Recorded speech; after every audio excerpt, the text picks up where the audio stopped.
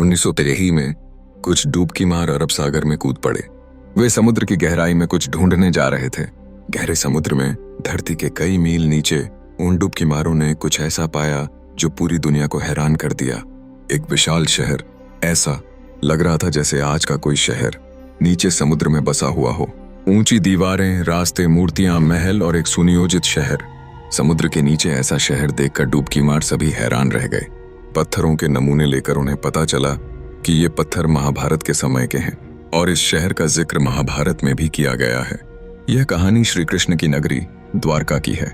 भगवान विष्णु के 4 धामों में से एक द्वारका, जो गुजरात के जामनगर जिले में है, अरब सागर के किनारे एक छोटा सा शहर है जहां दूर दूर से हजारों कृष्ण भक्त भगवान को देखने आते हैं।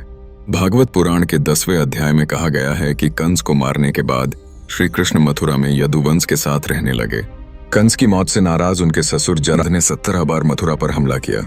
इस लगातार हमले से परेशान होकर श्री कृष्ण ने मथुरा छोड़कर किसी और जगह जाने का फैसला किया।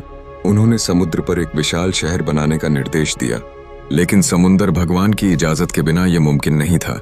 फिर श्री कृष्ण समुद्र के देवता के पास प्रार्थना करने गए। समुद्र देवता ने खुश होकर श्री कृष्ण को समुद्र के बीच 12 योजन जमीन देकर आशीर्वाद दिया। इस जमीन पर भगवान विश्वकर्मा ने द्वारका बनाई। द्वारका एकदम शानदार जगह थी जो आज के शहर की योजना को भी नीचा दिखा सकती है। सड़कें, सोने के महल, बड़े बड़े दरवाजे, बाग, तालाब, सब कुछ शानदार तरीके से बनाया गया था। शहर के बीच में श्री कृष्ण का महल था जो यहाँ का सबसे खूबसूरत इमारत था। जब यह शहर बना तब श्री कृष्ण परिवार और पूरे यादव राजवंश को मथुरा से अपनी बड़ी ताकत के साथ लेकर आए। फिर वो मथुरा जाकर जरासंध और कल्यावन के साथ लड़ाई करने लगे। उनकी जीत के बाद भगवान श्री कृष्ण द्वारका लौट आए और अपने परिवार के साथ खुशहाल जीवन बिताने लगे। लेकिन इस दुनिया में जन्म लेने वाला हर जीव सुख दुख के चक्र में फंसा हुआ है। श्री कृष्ण भी इससे अछूते नहीं थे। थोड़े समय बाद महाभारत के बीच पांडवों और कौरवों के बीच युद्ध छिड़ गया, जहां श्री कृष्ण अर्जुन के सारथी की भूमिका में थे। 18 दिन तक यह जबरदस्त युद्ध चलता रहते हैं और अंत में पांडव जीत जाते हैं। महाभारत में महिलाओं के अनुसार जब कौरवों की मां गांधारी अपने बेटों के शव देखती हैं तो वो युद्ध के लिए श्री कृष्ण को जिम्मेदार ठहराती हैं। वो गुस्से में श्री कृष्ण को श्राप देती हैं कि जैसे उसके बेटे और उसके वंश युद्ध में मरे, बिल्कुल वैसे ही 36 साल बाद भगवान श्री कृष्ण का वंश भी मिट जाएगा। भगवान श्री कृष्ण को पता था कि आपस में लड़ाई के चलते उनका राजवंश खत्म होने वाला है, इसलिए उन्होंने इस श्राप को मान लिया। लेकिन मां गांधारी के श्राप के साथ साथ एक और श्राप था जो यादव वंश के खत्म होने का कारण बना। एक बार द्वारका के पास एक पवित्र जगह पर बहुत सारे पंडित और महान साधु इकट्ठा हुए थे। उन्हें देखकर भगवान श्री कृष्ण के बेटे सांब और उसके कुछ दोस्तों ने साधुओं के साथ मस्ती करने का प्लान बनाया। सांब ने एक प्रेग्नेंट महिला का भेष धारण किया और साधुओं के पास गया। उनसे अपने बच्चे के बारे में पूछा। उसकी हरकतें देखकर साधु नाराज हो गए और लड़कों को श्राप दे दिया कि सांब एक लोहे की मुष्टिका का जन्म देगा जो यादव वंश का विनाश लाएगी। लड़कों ने देखा कि सांब के कपड़ों में सच में एक लोहे की मुष्टिका छुपी हुई है।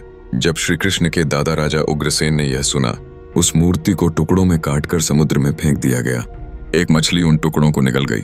फिर वो मछली मछुआरों के जाल में फंस गई और जब उसे काटा जाने लगा तो उसके पेट से एक लोहे का टुकड़ा बाहर आया। एक शिकारी उस टुकड़े को लेकर जहरीला तीर बनाता है, लेकिन टुकड़ों में बंट जाने के बावजूद वो लोहे का वार यदुवंश की तबाही का कारण कैसे बनेगा। 23 साल बीत चुके हैं और गांधारी का श्राप पूरा होने का वक्त आ गया है। यदुवंश पूरी तरह से शराब के नशे में धुत हो चुका था। धीरे धीरे उनमें लड़ाई शुरू हो गई। ये लड़ाई इतनी बढ़ गई कि यदुवंश के बीच में युद्ध छिड़ गया। भगवान श्री कृष्ण के बेटे एक दूसरे से लड़ाई शुरू कर देते हैं। एक एक करके पूरा राजवंश खत्म हो जाता है। इसके अलावा बलराम भी इस दुनिया को छोड़ देते हैं। ये सब देखकर भगवान श्री कृष्ण एक पीपल के पेड़ के नीचे बैठ जाते हैं। उसी समय एक शिकारी, जिसका नाम जारा है, उन्हें हिरण समझकर गोली चला देता है। यही शिकारी है जिसने मछली के पेट के टुकड़ों से तीर बनाया था। वो जहरीला तीर भगवान श्री कृष्ण के पैर में लग जाता है। इसी तरह भगवान श्री कृष्ण भी इस धरती को छोड़कर अपने घर लौट जाते हैं। अर्जुन जब ये सब जानता है तो द्वारका की ओर दौड़ पड़ता है। दृश्य देखकर उसका दिल तेजी से धड़कने लगता है। द्वारका पूरी तरह से आग में जल रही थी, लेकिन अर्जुन ने उसे संभाल लिया और भगवान श्री कृष्ण की बातों के मुताबिक वो वहां से सभी महिलाओं और बच्चों को सुरक्षित निकाल लाए। जैसे ही द्वारका खाली हुई वो समुद्र में समा गई। भगवान श्री कृष्ण की द्वारका हमेशा के लिए अरब सागर में खो गई। अब द्वारका दो हिस्सों में बंटी हुई है, एक है द्वारका और दूसरी बेट द्वारका। द्वारका समुद्र के किनारे एक शहर है, जबकि बेट द्वारका समुद्र के बीच एक द्वीप है। कई सालों तक द्वारका को बस एक कहानी और मिथक मान लिया गया। काफी खोजबीन के बावजूद इसके कोई ठोस सबूत नहीं मिले।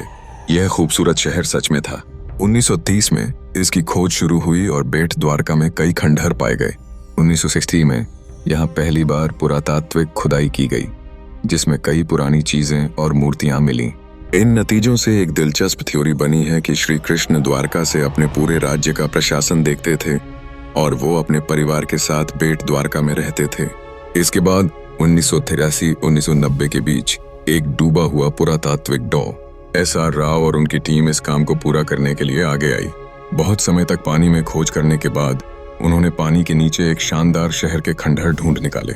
शहर की दीवारों की मजबूत नींव के साथ साथ कई चट्टानें, खंभे, मूर्तियां, सिंचाई की व्यवस्था और भी बहुत कुछ मिला। लेकिन यह खंडहर कैसे पता चलेगा कि यह भगवान श्री कृष्ण के राज्य द्वारका के नीचे हैं? यह सुनिश्चित करने के लिए पुरातत्वविद ने पत्थरों की कार्बन डेटिंग करने का फैसला किया। कार्बन डेटिंग एक ऐसी प्रक्रिया है जिससे पत्थरों की संभावित उम्र का पता लगाया जाता है। डॉ नरहरि आचार्य ने इसका जिक्र महाभारत में किया है। ग्रहों और ग्रहणुओं की जानकारी के आधार पर यह हिसाब लगाया गया है। महाभारत का युद्ध 346 ईसा पूर्व हुआ था। महाभारत के मुताबिक द्वारका का निर्माण भी द्वापर युग में हुआ था। जब इन पत्थरों की कार्बन डेटिंग की गई तो ये पता चला कि ये पत्थर उस समय के साथ गहराई से जुड़े हैं, लेकिन ये पत्थर किसी भी समय के हो सकते हैं। तो इसे मजबूत सबूत के तौर पर कैसे माना जा सकता है? इसी वजह से पुरातत्वजों ने समुद्र की तलहटी में इस शहर के क्षेत्र का माप शुरू किया। और यह हैरानी की बात है कि इस क्षेत्र का माप 12 योजन था, जो भागवत पुराण के अनुसार द्वारका के निर्माण के लिए समुद्र है। भगवान श्री कृष्ण को जो जगह मिली थी उसका एक नाप था। बस इतना ही नहीं, यहाँ बहुत सारे लंगर भी मिले हैं जो दिखाते हैं कि द्वारका एक ऐतिहासिक बंदरिया थी, जहाँ से भारत सालों साल दूसरे देशों के साथ व्यापार करता रहा। पैसे की कमी के चलते यहाँ खुदाई का काम रुक गया था, लेकिन 2007 में भारतीय पुरातत्व सर्वेक्षण ने इसे फिर से शुरू किया और आज भी ये खुदाई का काम चल रहा है।